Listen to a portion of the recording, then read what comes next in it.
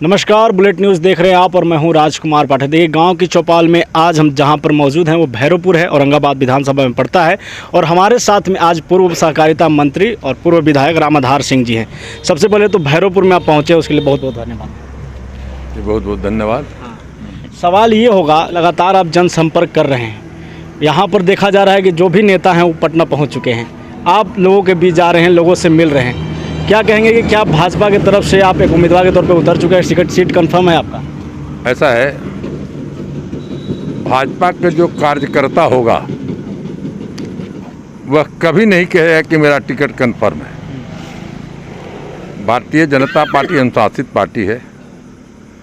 Bharatiya Janata party में पहले राज्य चुनाव समिति के बैठक होता है, पहले विधानसभा के पदाधिकारियों का बैठक पटना में होता है जो कल संपन्न हो गया। उसके बाद राज्य चुनाव समिति का बैठक होगा। राज्य चुनाव समिति नाम तय करके केंद्रीय चुनाव समिति में भेजती है। केंद्रीय संसदीय बोर्ड उम्मीदवार का घोषणा करता है। अब प्रश्न उठता है कि मैं क्यों घूम रहा हूँ। मैं इसलिए घूम रहा हूँ कि मैं भारतीय जनता पार्टी को 90 से अपना खून से सींचा हूँ और भारतीय जनता पार्टी औरंगाबाद से चुनाव लड़ेगी। उम्मीदवार कौन होगा यह तो प्रदेश नेतृत्व, केंद्रीय नेतृत्व का तय करना है। लेकिन ये तो तय है कि 95 में आधार मान के जदयू और भाजपा के सीट का बंटवारा होता है। 95 में भारतीय जनता पार्टी औरंगाबाद से चुनाव जीती थी, उम्मीदवार के रूप में हम थे और उस आधार पर इस बार भी भारतीय जनता पार्टी औरंगाबाद से चुनाव लड़ेगी। तो जब भारतीय जनता पार्टी औरंगाबाद से चुनाव लड़ेगी तो हमारे प्रदेश नेतृत्व और केंद्रीय नेतृत्व जो जनता के बीच हमारे प्रधानमंत्री जो काम किए हैं, हमारा प्रदेश के जो सरकार नीतीश कुमार और सुशील कुमार मोदी के नेतृत्व में काम किया है, तो उस विषय को जनता के बीच में रखना है। माननीय प्रधानमंत्री जी जो किसानों के हित में काम किए हैं, किसान का जो बिल लोकसभा में आया है, यह बिंदु जनता तक पहुंचाना कार्यकर्ताओं का काम है और वह काम हम कर रहे हैं। टिकट देना ये नेतृत्व का काम है। जब आप क्षेत्र में घूम रहे होंगे तो सवाल कई आ रहे होंगे, लोगों की समस्या, एक समस्या रोजगार को लेकर के है। औरंगाबाद में विधायक के तौर पर अगर आप आते हैं तो क्या लगता है औरंगाबाद में रोजगार कैसे आ सकता है? ऐसा है कि पहले भी हम विधायक रहे हैं और 2005 से हमने जो काम किया 2010 तक, उसमें औरंगाबाद के अर्थव्यवस्था बढ़ा है। 2000 करोड़ रुपया से अधिक का काम हम 10 वर्षों में करवाए थे और हमारे समय के स्वीकृत बहुत योजनाओं में आज भी काम लगा हुआ है। 32 करोड़ रुपया के लागत से देखिए धनाड़ी में बन रहा है। ICDP योजना हम मंत्री थे, स्वीकृत किए तो 100 करोड़ रुपया आया है, उसमें भी कार्य अभी हो रहा है। 2013 में जो हम को नेटवर्क बनाए थे जिसमें प्रधानमंत्री सड़क योजना का DPR बना, उसमें भी अभी कार्य हो रहा है। तो जो गांव-गांव विद्युतीकरण हुआ है, औरंगाबाद में एक ही सब स्टेशन था, हमने 8 सब स्टेशन बनाने का काम किया। अभी हम भैरवपुर में बैठे हुए हैं, भैरवपुर के बगल में सिलाड़ और धर्मपुर के बीच में सब स्टेशन बन के तैयार है। तो विद्युत की आपूर्ति और विद्युत आपूर्ति का व्यवस्था जो हमने व्यवस्थित ढंग से किया है, उससे भी बहुत रोजगार बढ़ा है। आप औरंगाबाद के या देव के ग्रामीण क्षेत्र में 10-15 साल पहले अगर जाते तो आप बरसात के समय में साइकिल से नहीं जा सकते, लेकिन आज कहीं भी धड़ाधड़ जा सकते हैं। आज जो किसान धान पैदा करता था वह एक ट्रैक्टर पर लाद के शहर में लाने में उसको पसीना छूट जाता था। आज चाहे पैक्स हो या व्यापारी हो, हर गांव में सड़क बना हुआ है तो वहाँ से धान उठ रहा है। इतना रोजगार बढ़ा है कि पहले औरंगाबाद में मात्र 4 रोलर था, पहले भी हम बता चुके हैं। 4 रोलर था, आज कम से कम 400 रोलर है। तो इसका मतलब कि रोजगार बढ़ा है। पहले औरंगाबाद में 2 होटल था, अब कुछ लोग हमारे विरोधी कहते हैं कि होटल से रोजगार, अरे आय बढ़ा तब तो होटल बना हैं, रोजगार बढ़ा तब तो होटल बना, तब ना 14 गो 15 गो अच्छी अच्छी होटल बने हैं जिसमें लोग ठहरते हैं। श्री सीमेंट कंपनी का निर्माण जो हुआ वो हमारा प्रयास, हमारे सरकार के वित्त मंत्री आदरणीय सुशील कुमार मोदी जी का अथक प्रयास और मुख्यमंत्री जी के सहयोग से श्री सीमेंट प्लांट बना, उसमें हमारा ही शुरुआत किया हुआ है।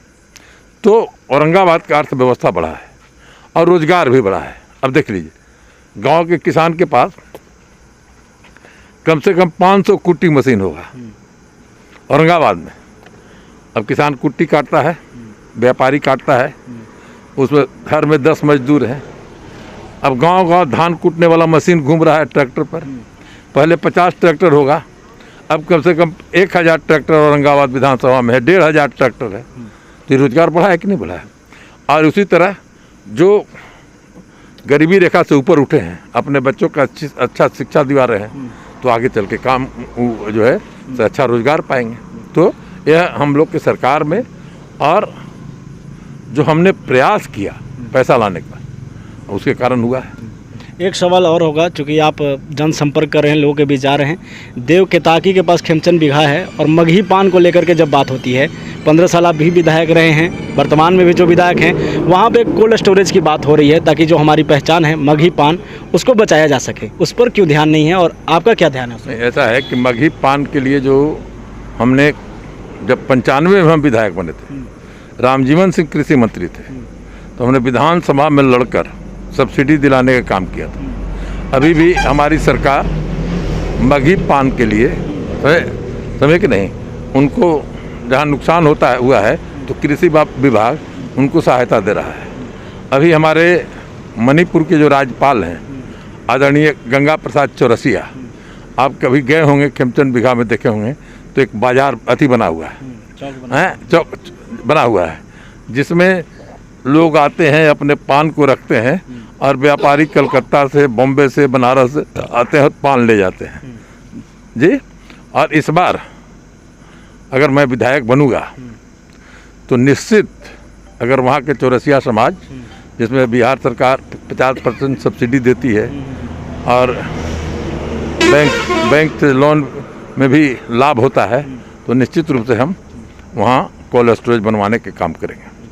एक सरकार के नीतीश कुमार के बार बार नाम ले रहे थे आप, ये आता है कि जो 7 निश्चय योजना है वो कहीं ना कहीं अभी भी धरातल पर नहीं उतरा है, क्योंकि 15 साल से सरकार में है, अभी भी कहीं कहीं बन रहा है, और अगर अभी आचार संहिता लग जाता है तो वो भी रुक जाएगा। क्या कहेंगे? 7 निश्चय योजना 15 साल से लागू नहीं है। 7 निश्चय योजना 3 साल से शुरू हुआ है, उसमें धरातल पर बहुत उतरा है। 7 निश्चय में ही आता है जल जीवन हरियाली योजना जी, जहाँ 5 एकड़ से अधिक का तालाब है। आप पियारी में जाइए, तालाब खनाया है। आप इमनपुर के दक्षिण तरफ चले जाइए, तालाब खनाया है। बहुत से ऐसा पैन आपका हमारा ही प्रयास से, आप देखिए कनौदा पैन है, आप कभी गए होंगे धनाड़ी से आगे, तो एक देखे होंगे पाटे बिघा से कनौदा पैन निकला है, जिसमें हजारों एकड़ में पटवन हो रहा है। तो उसका तो लाभ हो रहा है, समझे कि नहीं। कुछ जो खामियां हैं, तो खामियां स्थानीय स्तर पर खामियां हैं, और स्थानीय स्तर पर 5 साल में मॉनिटरिंग करने वाला कोई नेता नहीं रहा। सरकार तो पैसा दिया, लेकिन विधायक जो मॉनिटरिंग करता है हर योजनाओं का, उस योजना का मॉनिटरिंग तकनीकी ज्ञान या अनुभव के अभाव में नहीं हो सका, जिसके कारण ये स्थिति है। और उसका खमियाजा औरंगाबाद के जनता को भोगना पड़ रहा है, और औरंगाबाद के जनता आने वाला चुनाव में उसका मजा चखाएगा। जाते जाते आखिरी एक सवाल ये होगा भाजपा को लेकर, चूँकि आप कार्यकर्ता के तौर पर निकले हैं, लेकिन ये कहा जाता है कि जब रामाधार सिंह का बात आता है तो भाजपा के कार्यकर्ता 2 गुट में बढ़ जाते हैं। अभी भी ये चल रहा है, इस चुनाव में भी क्या लग रहा है, स्पष्ट तौर पर आपको लोग उम्मीदवार के रूप में देख रहे हैं? भाजपा के कार्यकर्ता अगर 2 गुट में बंटते तो मैं 4 बार विधायक बना। 95 में हम 4000 वोट से जीते थे, 2005 में 23000 वोट से जीते थे, 2005 में फिर दोबारा चुनाव हुआ तो 24000 वोट से जीते,